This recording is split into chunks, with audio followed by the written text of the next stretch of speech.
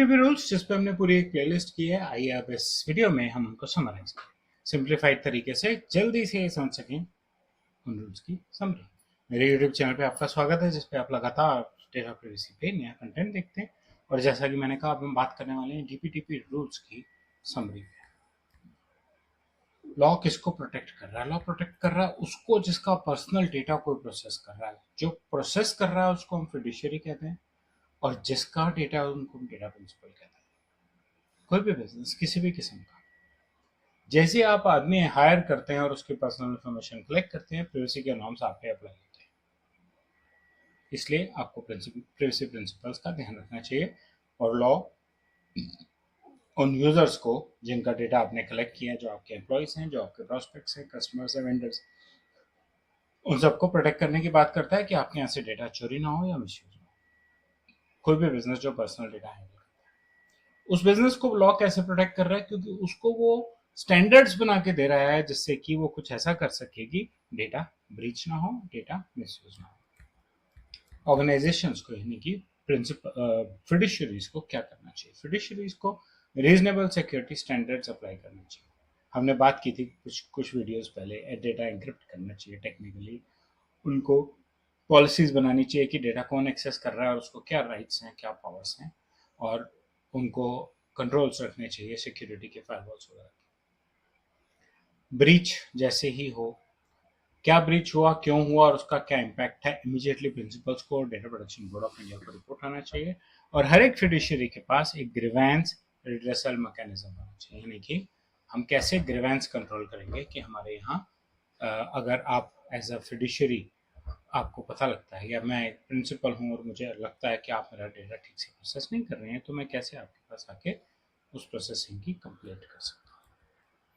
Consent कैसे काम करता है? कंसेंट और लॉफुल प्रोसेसिंग ऐसे काम करती है कि आपको मेरा पर्सनल डेटा कलेक्ट करते ही, आइडियली कलेक्ट करने से पहले, लेकिन अगर आपने कहीं और से भी एक्वायर किया तो भी मुझसे कंसेंट लिए बिना आप उसको प्रोसेस नहीं कर सकते। आपको मुझे बताना पड़ेगा आप कैसे प्रोसेस करेंगे, मेरी परमिशन लेनी पड़ेगी तभी प्रोसेस करेंगे। वेरीफाइबल कंसेंट होना चाहिए, यानी कि कंसेंट को वेरीफाई करने की पॉसिबिलिटी और कैपेबिलिटी होनी चाहिए।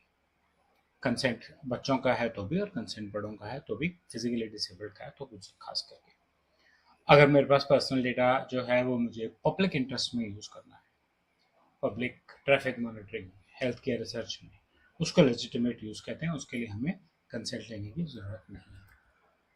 डेटा कैसे मैनेज करना चाहिए? हमने अभी अभी एक वीडियो में बात की डेटा ऑप्टिमाइजेशन के रूल्स। कम से कम डेटा कलेक्ट कीजिए।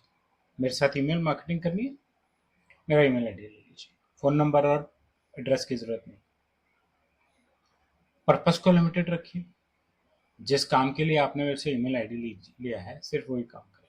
आपने कहा मुझे ईमेल आईडी इसलिए चाहिए क्योंकि मैं ये चाहता हूँ कि मैं आपको अपने प्रोडक्ट्स की डिटेल भेज सकूँ। Very good. अब सिर्फ प्रोडक्ट की डिटेल भेजिएगा प्लीज़, अपनी कंपनी की ग्रोथ के ब्रोशर्स और पैम्फलेट्स और किताबें भेजने की ज़रूरत नहीं है। और लिमिटेड टाइम तक मेरी ईमेल आईडी आप अपने पास रखिए। जब आपने कहा कि मैं 6 महीने आपको मेल्स भेजूंगा, तो 6 महीने बाद मेरा पर्सनल डेटा आप डिलीट कर दीजिएगा please. Governance framework data protection board of India Bharat सरकार बना रही है।